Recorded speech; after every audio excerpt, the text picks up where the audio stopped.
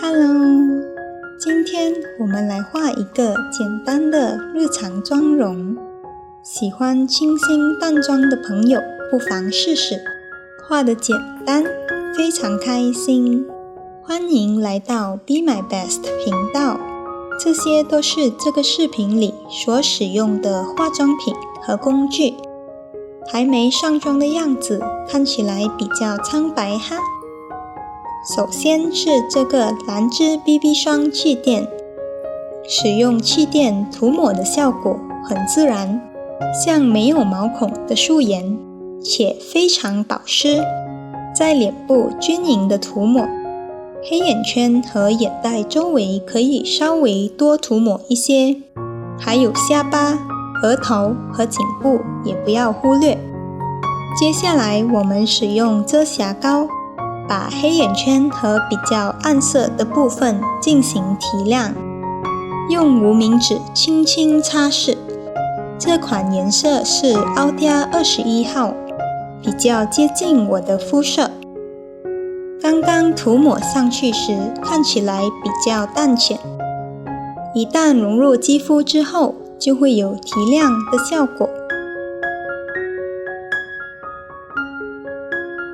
上完底妆就继续涂抹蜜粉来定妆。这个是奥迪亚花瓣丝绒粉，里面带有一点珍珠粉的成分，让肌肤显得自然有光泽，同时可以帮助控油保湿。这些化妆品的链接我都会发在下方，方便查阅。接下来我们画眉毛，建议初学者可以使用这种眉粉，描绘起来比眉笔自然，也比较容易控制深浅度。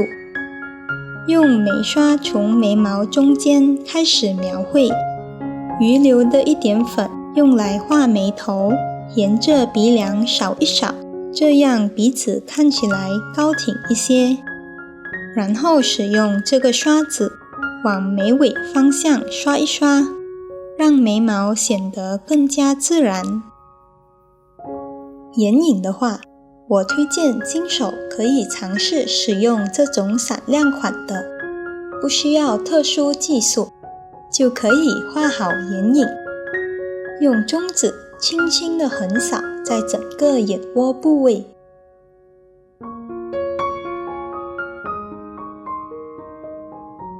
然后使用这个比较浅的颜色，取一点加在眼皮中间，达到提亮、立体化的效果。接下来是眼线，我选择这种胶型的眼线笔，这款 Tony Moly 搭配了笔刷，沾取一点轻轻涂抹在眼尾的部分，剩余的颜色用来填满眼睫毛的边缘。隐形眼线就完成了。睫毛膏我是使用完美日记棕色的这一款，画起来像自然的长睫毛。如果喜欢眼睫毛更突出的话，可以选择黑色的，里面的刷子很细，眼睫毛的每一个部分都可以涂抹到位。下睫毛也要刷一刷，瞧，眼睛是不是变得明亮生动呢？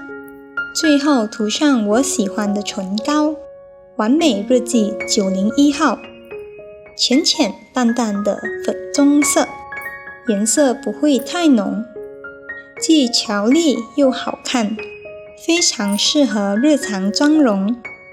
嘴唇边缘的部分可以用手指稍微擦拭一下，更显得娇柔自然。完成了！日常妆一般不需要花太长的时间，大概5到10分钟就可以完成了。卸妆步骤也比较简单，适合我这种节约卸妆的女生，哈哈。瞧，化妆前后是不是有差别？整体看起来是不是精神了许多？谢谢大家收看。欢迎点赞和分享。